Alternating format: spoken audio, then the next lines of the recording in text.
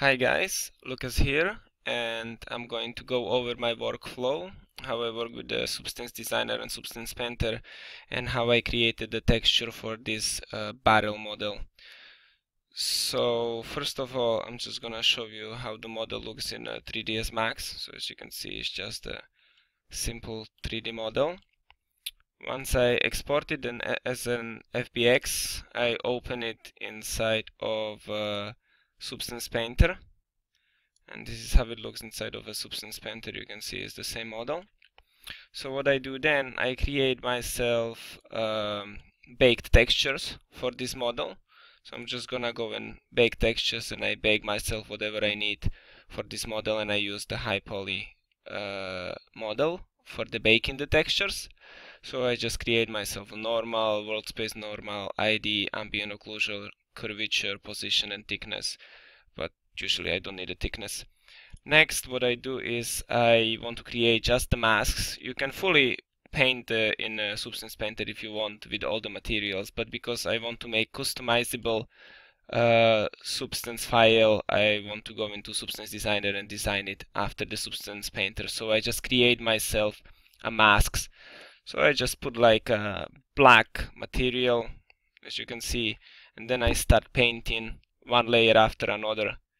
So as you can see, I painted this layer, which is already painted with the height detail in it, so it gives me a normal detail. As I'm doing this, there is two ways you can do these masks. They can be color masks or they can be grayscale masks. I found the grayscale masks work better than the color masks because they're separate ones, and in the color you will get them all together. You can split it inside of Substance Designer, and I will show you how, but it'll give you artifacts around the edges where the color is not exactly as it should be, because it's going to be blending. But for this model, I'm just gonna show you the colored one, and I show you how I created the black and white masks from a color one as well. So I just paint all the detail.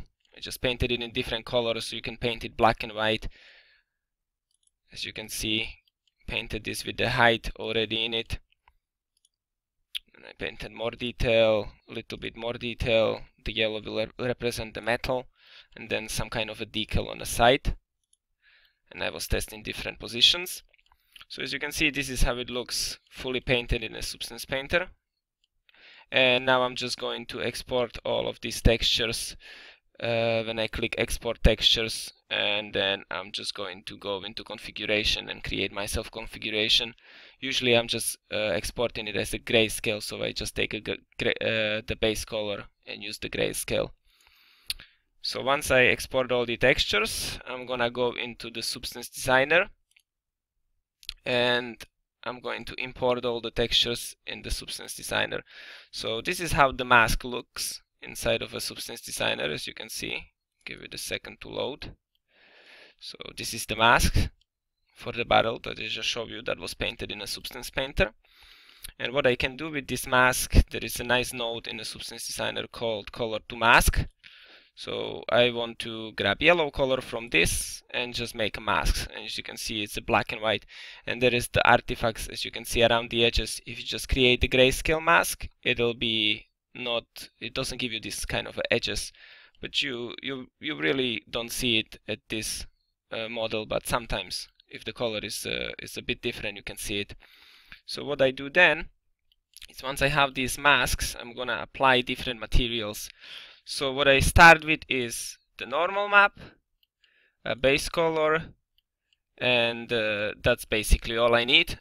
And then I created myself what I think is a good roughness and good metallic value for this base color, basically a base material. Then I want to apply another base material. So I grab this mask, which it's representing the metal, create myself a material color blend, and I just go and add this together. So you can see it on this, that here is a metal, so it's a full material. It has all of the channels, as you can see on the side. It has all of the channels: base color, normal, roughness, metallic, and mask, that is going to be this one. So and then I continue with the rest of these masks. And why do I choose this workflow is really simple, because what I can do with the masks is, as you can see, I have this emissive and this is mask as well. So I have this mask and I plug it into a blend node with the color, so I get this emissive color on this barrel. But if I don't want to have emissive on the barrel, I can just unplug it. And as you can see, because I'm using mask, I can mask it into being a black or anything I want. So all of these materials, all of these parts, as they're all kind of separate segments of this barrel, I can individually change and adjust as I want. So that's why I like this workflow, as it allows me to do this. And another advantage of this workflow is, for example, if I want to just change the base color and I know that everything is on top of this base color, I can just grab the base color, and this was already exposed. So if I go into the barrel, this is already exposed for Unreal, so I have a base color inside of Unreal that I can change for this barrel. So let's say I can pick a blue base color, and then if I just give it a second to update,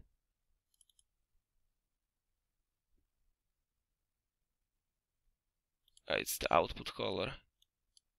Yeah, if I give it a second to update, I was changing this color for the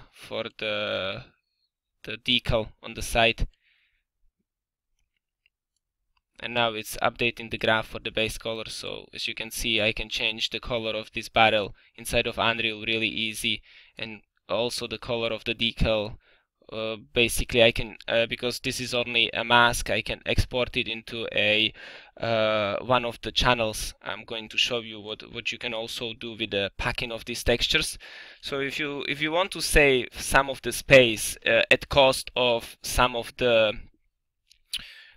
not really noticeable difference, you can pack these textures. So what I can do in here, I can create myself RGBA, and I can merge into an RGBA value node, and I can grab this roughness, I can grab this metallic, and also emissive, because it's a mask, so it's only a grayscale as well.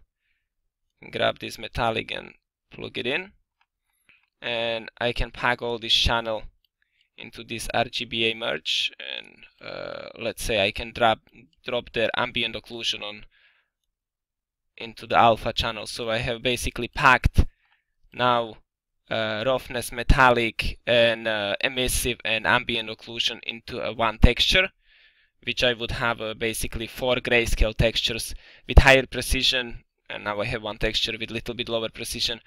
There is one thing when you're exporting this as an output, you'll have to be careful to choose an item, and then the default format have to be RGBA 32-bit, and then there is the different format for the when you want to compress this.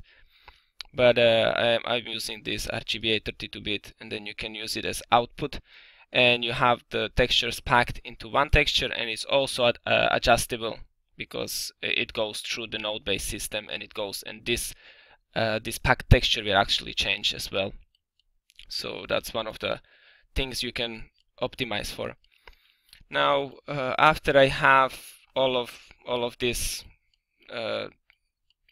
graphs and everything exported, I'm gonna go into the Unreal Engine, and what I like to do inside of Unreal Engine is I like to segment the actual colors and models into folders.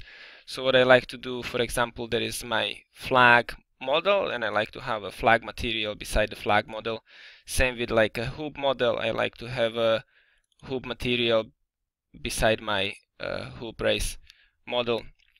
I found it to be easier to navigate.